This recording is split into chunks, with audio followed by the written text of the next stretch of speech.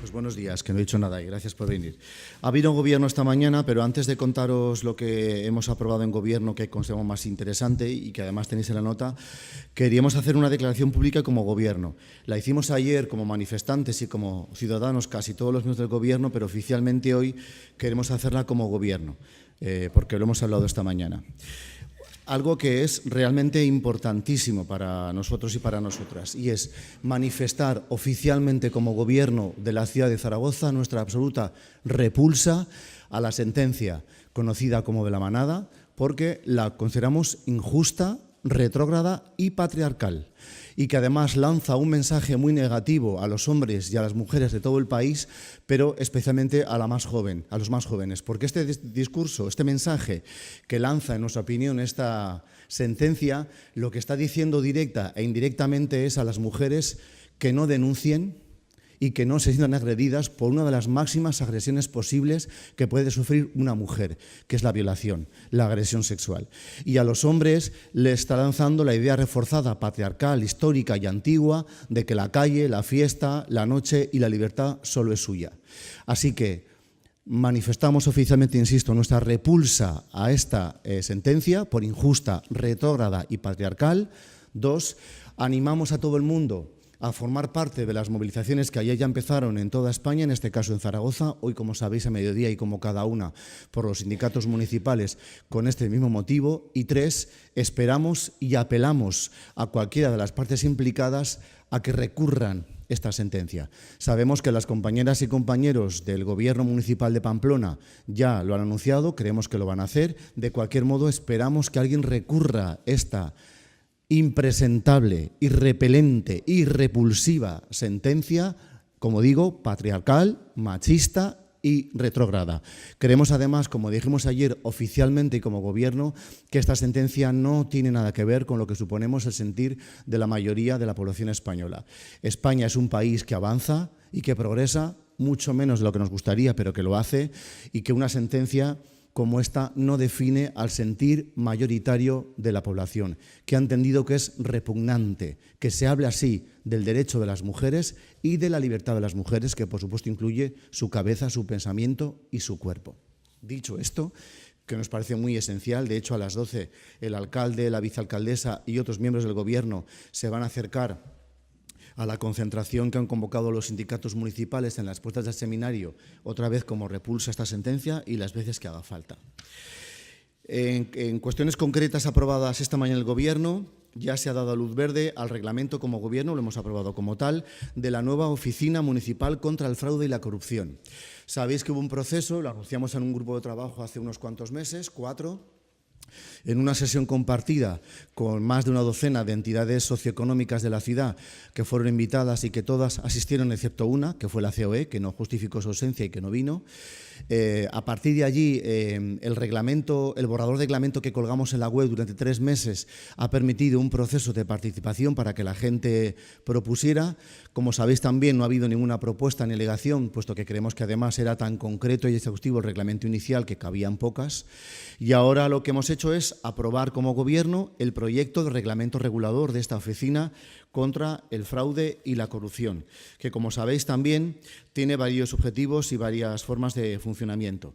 Esta oficina tiene que contribuir, sin competir con otros órganos del Estado o de las administraciones públicas, al control y a la prevención del fraude y de la corrupción, en este caso en el ámbito municipal, que creemos que es muy importante democráticamente hablando, porque tiene que contribuir a que la población, a que la ciudadanía recupere la confianza en las instituciones que perdió en su vida, y no nos extraña que la perdiera y que no la recupere, porque cada día es un disgusto, una vergüenza, un atropello y un robo más por parte de muchos políticos vinculados al Gobierno y no solo. Esta oficina tiene que ser independiente del Gobierno. Esto es muy importante, independiente. Va a tener autonomía funcional, va a depender orgánicamente del Pleno, porque de alguien tiene que depender según el reglamento municipal. Tiene otra función esencial, que es alertar e investigar el uso ilícito de fondos públicos, posibles situaciones de incompatibilidad y conflictos de intereses de concejales y concejalas o altos cargos, y también investigar en los casos que hubiere de aprovechamiento privado de información, que tampoco sería nuevo que lo hubiera sido. Tiene, como he dicho antes, una función preventiva. También tiene una función esencial, lo dice en su reglamento aprobado hoy, que es fomentar la ética pública, la transparencia y la integridad, y tiene otros dos fundamentos muy importantes para nosotros y nosotras, que es gestionar el registro de declaraciones patrimoniales y de actividades, pudiendo investigar a los cargos públicos, pero también a su ámbito familiar. Esto es esencial. Y otra más, crear un nuevo registro de lobbies y de lobistas, porque existe legítimamente el derecho a formar parte o a constituir una asociación, un sindicato, un partido, una organización, una confederación, una empresa, y legítimamente defender tus derechos e intereses. Otra cosa es que eso hay que registrarlo cuando se convierten en lobbies, vinculados a poderes o no, a veces no reconocidos, no transparentes y no públicos, pero que es muy importante, porque son los lobbies los que en buena parte hacen la presión a las administraciones públicas y que de modo no transparente influyen en la vida política, orgánica y administrativa.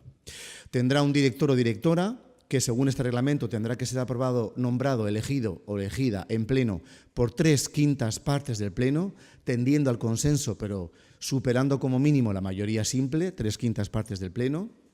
Y también contará con un consejo asesor, en principio, según este reglamento, formado por un máximo de 5 vocales, también designados por los 3/5, en este caso, del Consejo de la Ciudad, porque podrán ser expertos y expertas o no. Este reglamento, como sabéis, también contempla la posibilidad de que cualquier persona se pueda dirigir a esta oficina y comunique presuntas prácticas fraudulentas cometidas por quien sea, y también conductas ilegales o corrupción, donde se va a preservar la confidencialidad, en principio, del denunciante. Esto es muy importante. Hay un estatuto de denunciante de buena fe que se incluye aquí. Como digo, esto es la aprobación del reglamento en Gobierno. Ahora hay un trámite que es similar, por ejemplo, a la aprobación de presupuestos. Es decir, desde hoy mismo, que acabo de enviar en este momento un escrito como consejero de Economía a todos los grupos, comienza un plazo de 15 días para presentación de votos particulares de los grupos. Después de eso, este proyecto tiene que remitirse a la comisión plenaria, que en este caso es la de Economía y Cultura, y comenzará un periodo de enmiendas antes de que llegue al Pleno Municipal, y después un periodo de 30 días de información pública y después alegaciones, publicación de boletín oficial de la provincia, etc. ¿Cuándo podría estar aprobada de modo real y puesta en marcha esta oficina? 2 meses, 3 meses. Ahora, vamos a intentar que todo este proceso sea por unanimidad y si no por la más amplia de las mayorías, con lo cual no nos va a importar alargar lo que sea necesario para que haya más acuerdos, si no consenso, más acuerdo con los grupos. Esto ya lo dije en la comisión y está contado con los grupos en varias ocasiones. Luego os contesto las dudas que podáis tener sobre esto. Otra cosa muy importante que hemos aprobado esta mañana tiene que ver con el área de deportes, porque hemos aprobado la adjudicación de césped artificial en 6 campos de fútbol y que os cuenta el concejal de Deportes y Vivienda, Pablo Híjar. Pues buenos días. Bueno, está aquí ya por fin y llega la adjudicación de la modificación de renovación de 6 campos de fútbol, más la implantación, que es todavía más importante, por primera vez en el Cascajo, en el barrio de San Gregorio, que era el último campo que quedaba en esta ciudad de tierra. Se implantará también césped artificial y también la implantación de césped artificial, no menos importante, en el Centro Deportivo Municipal David Cañada, en Pinares de Venecia, del campo de rugby. Como sabéis, este era un compromiso que habíamos alcanzado como Gobierno, un compromiso que ya habíamos explicado en repetidas ocasiones, que pese a los palos en las ruedas que en algunas ocasiones una parte de la oposición, irresponsable como en muchos otros asuntos de este Gobierno, ha puesto en duda, incluso ha torpedeado, incluso ha planteado que no iban a llegar estas renovaciones, bueno, pues nosotros cumplimos nuestra palabra. Ya está aquí este contrato, un contrato que casi llega a los 2 millones de euros, en concreto es 1.946.000 euros de inversión, tal como anunciamos. Yo creo que, sin duda, y por eso digo que pues, pueden plantear desde la oposición el torpedeo cuando lo han planteado a este tipo de inversiones, que es la mayor inversión realizada en este ayuntamiento en césped artificial, en implantación de césped artificial. Nunca antes había invertido en tan poco tiempo una inversión como esta. Como decía, va a llegar a los campos de Torreramona, José Luis Violeta, Jorge García Traiz, Picarral, Oliver y Valdefierro, que habían superado ya la vida útil de estos céspedes. Son céspedes que ya están muy maltratados, que necesitaban un cambio urgente.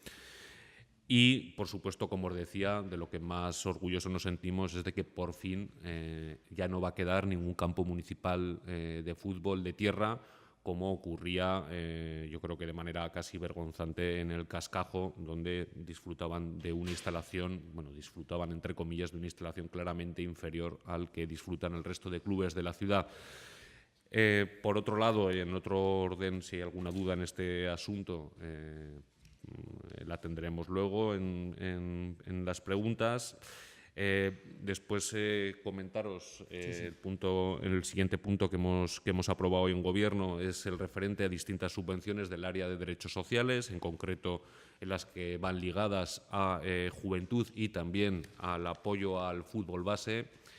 El Gobierno de Zaragoza, como decíamos, ha aprobado, entre otras, las subvenciones a la emancipación joven. Hemos de destacar que este año hay un incremento del 43% de la partida, que en esta nueva convocatoria contará con 350.000 euros.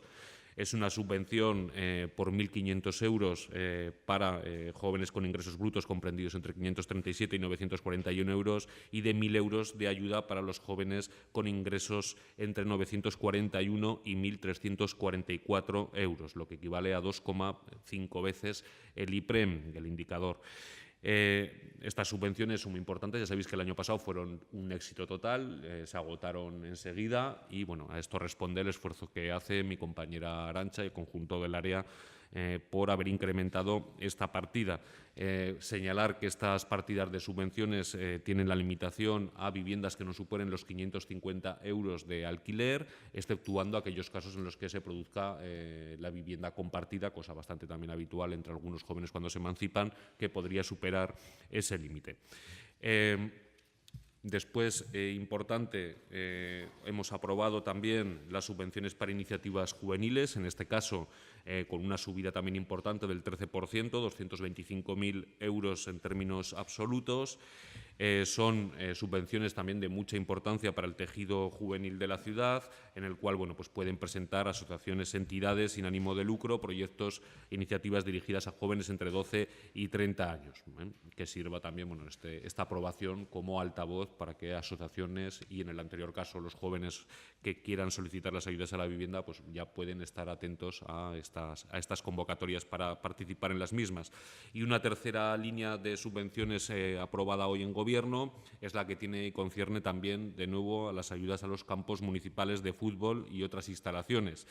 De este caso son 140.000 euros la partida, es la misma que ya dedicamos el año pasado, realizamos una subida de 20.000 euros, la mantenemos este año y simplemente señalar y recordar que en este caso vamos a primar sobre todo a los barrios rurales, a los campos municipales de fútbol de los barrios rurales, que son quizás donde menos inversiones se han realizado en el histórico y que podrán contar con el 100% de la ayuda solicitada en el caso de concederse y, por supuesto, pueden acceder el resto de campos municipales de fútbol de los distritos por un máximo de 60%. Es una manera, con estas subvenciones, de equilibrar esa balanza entre los clubes que tienen césped artificial y aquellos que no lo tienen, puesto que bueno, pues los que seguís la actualidad deportiva o conocéis el fútbol base, sabéis que es mucho más costoso de mantener el fútbol, los campos de fútbol de hierba natural que los de artificial. Y bueno, a esto responden este criterio de primar los campos municipales de fútbol de los barrios rurales. Y si unimos esto a lo anteriormente expuesto, bueno, pues yo creo que no hay duda de nuestro compromiso con el fútbol base de esta ciudad. Es una inversiones entre unas y otras muy importantes y, desde luego, pues como decía, ¿no? Más allá de cuestiones que hemos vivido en este pleno, incluso hacernos pasar ayudas nominales a una asociación anónima deportiva por fomento del deporte base, bueno, si alguien quiere deporte base, fútbol base, en estas partidas es donde encontramos el compromiso de este Gobierno, muy superior a cualquiera de las planteadas por la oposición, que no llegaban, desde luego, los planteamientos en pleno no recogían una inversión tan importante como la que el Gobierno ha aprobado hoy. Hay una cosa más en este sentido que afecta al concejal Híjar, en este caso como presidente del distrito, y a la consejera Elena Giner. Digo participación y Parque Goya. ¿Por qué digo esto? Bueno, porque aunque hemos hablado de eso algunas veces, hoy el Gobierno por fin ha acordado pedir al Gobierno de Aragón la cesión gratuita de una parcela que se llama S2, que es la que está ubicada junto a la autovía de Huesca, para construir el futuro centro cívico de Parque Goya 2, como anunciaron la consejera Giner y el concejal Híjar hace unos días en el barrio. De manera muy breve, mostrar la satisfacción mía como presidente del distrito Azurra y Fernando, donde está situado el barrio Parque Goya, y sobre todo de la compañera Elena Giner, que al final es la responsable de Participación Ciudadana, y que desde luego desde el distrito agradecemos el impulso que la consejera de Participación Ciudadana le ha dado a que podamos tener en marcha este proyecto. Como ya sabéis, hay un compromiso en los presupuestos de este año para iniciar esta construcción, y esta petición de cesión de suelo a Gobierno de Aragón es el primer paso necesario para poder acometer la redacción de proyecto que esperamos que se produzca a lo largo de este año, ¿no? Simplemente reiterar la satisfacción, una demanda histórica de un barrio nuevo, pero que ya tiene más de 17 años de antigüedad y que, como sabéis, ha tenido una carencia, como muchos otros barrios nuevos, de equipamientos, ¿no? Primero se diseñaron las casas, se vendieron las casas, pero nadie pensó que luego en las casas iban a habitar personas que van a necesitar servicios. Bueno, pues este Gobierno, tanto en barrios del sur como Parque Goya, yo creo que está poniendo los cimientos con los del Centro Cívico de Rosales, ahora el Centro Cívico de Parque Goya, por equipar a los nuevos barrios con los servicios que merecen. Un asunto urbanístico patrimonial que tiene que ver con algo que en lo que se empeñó la oposición en bloque, no toda la oposición, PP, PSOE y Ciudadanos, y que al Gobierno se opuso y que hoy se ha convertido en un expediente de sanción. Porque hemos aprobado incoar expediente de sanción a la empresa que está efectuando las obras en el edificio de la calle San Miguel número 46, porque ha cometido, a nuestro criterio, una infracción urbanística sobre un conjunto catalogado.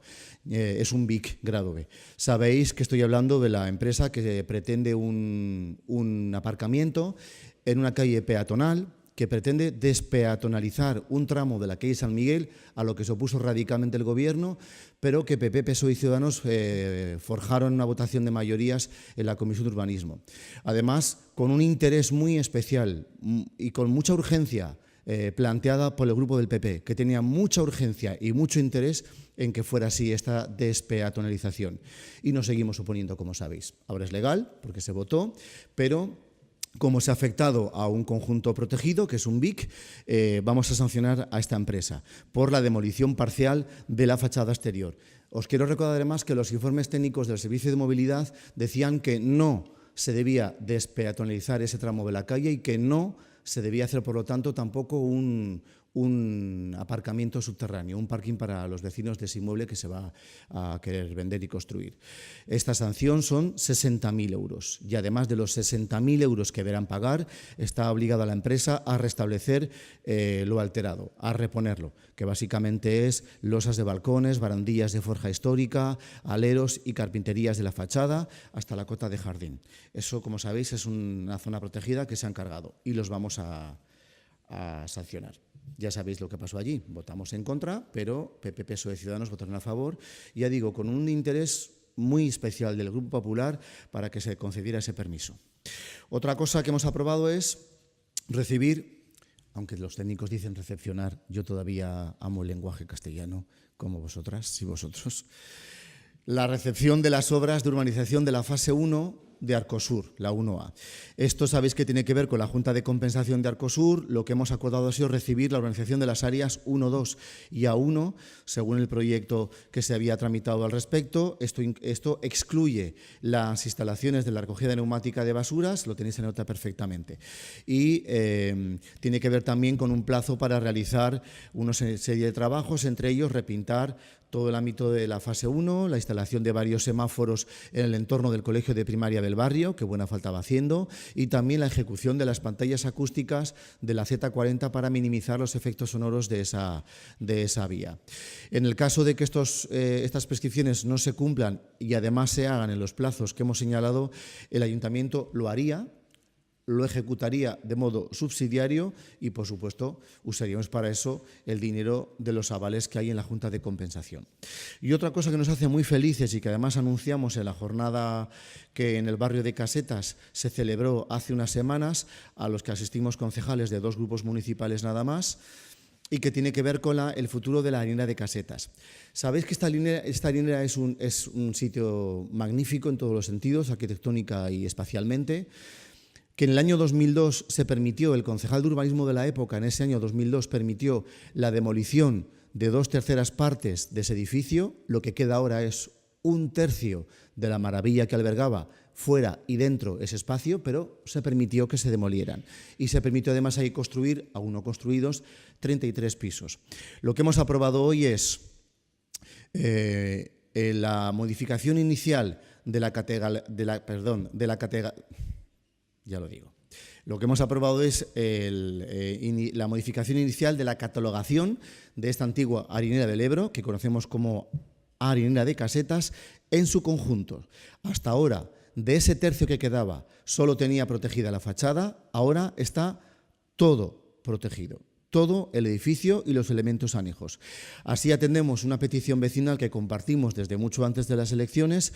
Esto va a permitir que ya nadie pueda tocar para ningún uso que no se permita ese edificio, con lo cual el único uso posible ya va a ser el sociocultural.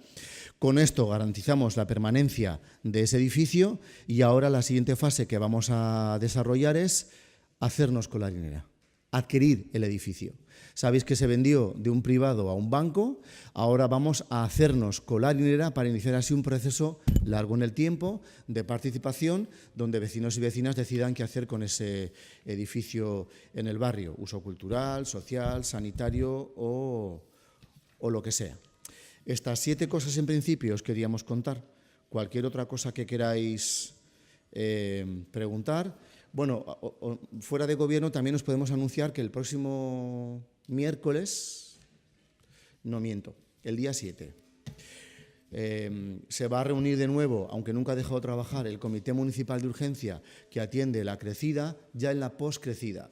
Porque aquí parece que cuando la crecida desaparecen los problemas y ahora el ayuntamiento sigue trabajando en la poscrecida. Sabéis que ese comité lo coordina el consejero Cubero y también forman parte de él la concejala Artigas de Medio Ambiente y la consejera Giner y ocasionalmente Cultura y Urbanismo para trabajar en la poscrecida y saber cuáles son las afecciones y los efectos que se podía trabajar al respecto. Pero es la semana que viene y ya os lo contarán los concejales y consejeros involucrados. Lo digo para que lo sepáis ya en previsión. Cualquier cosa que queráis preguntar y que sepamos, os la contamos. ¿Cómo? Eso es lo que he dicho al principio en el trámite. El reglamento lo que establece son las competencias. Bueno, sabéis que es muy largo, está publicado, lo tenéis todo. Lo que el reglamento plantea es que el Pleno debe elegir a una persona por 3/4 partes de mayoría, 3/5. Lo he dicho aquí claramente, creo que... No, claro, lo va a proponer la alcaldía. Según el reglamento, el alcalde debe proponer a una persona un nombre para que se debata y vote en el Pleno. Aún no hemos decidido a quién vamos a proponer porque primero creemos que es importante trabajar los votos particulares uno y después las enmiendas con los grupos, como he dicho, para atender a la mayor, si no es consenso, por lo menos la mayoría más grande posible. Antes de ponerle a estos nombres, porque yo creo que es muy importante definir los cambios que pudiera o no haber en el reglamento y la última fase es la elección de la persona. Según este reglamento la propone el alcalde, pero entre las propuestas las elige el Pleno por esa mayoría que os he dicho, según este reglamento, que luego en su tramitación plenaria puede acabar, bueno, modificado. 3/5 partes del Pleno deberán elegir a ese director o directora y después el Consejo de un máximo de 5 personas deberá ser elegido por 3/5 partes del Consejo de la ciudad. Pero no tenemos nombres aún, no públicamente, desde luego. Estamos trabajando eso.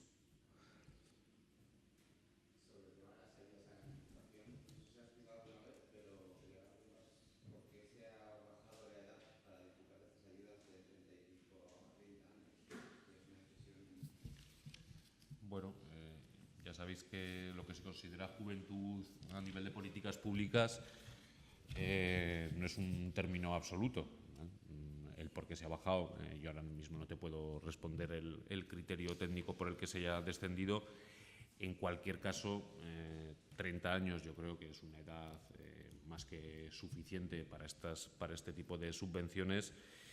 Y además ya dijimos que el año pasado se agotaron, es decir, que esto no va a suponer o no es, como se ha realizado en otras administraciones en otras ocasiones, crear cualquier tipo de criba para no ejecutar partidas. Al revés, es que estamos seguros que esta partida, en cuanto se abran las subvenciones, van a ser solicitadas de manera masiva por la gente, con lo cual estamos seguros que esta partida de 350.000 euros, que ya hemos dicho que es una subida muy importante, se va a agotar. Yo creo que requiere, o sea, que responde a criterios técnicos del propio Servicio de Juventud, pero no os puedo explicar ahora yo en profundidad esta cuestión. ¿Algo más? ¿Ya estáis? Gracias. Buenos días. A las 12 nos vamos al seminario, que lo sepáis.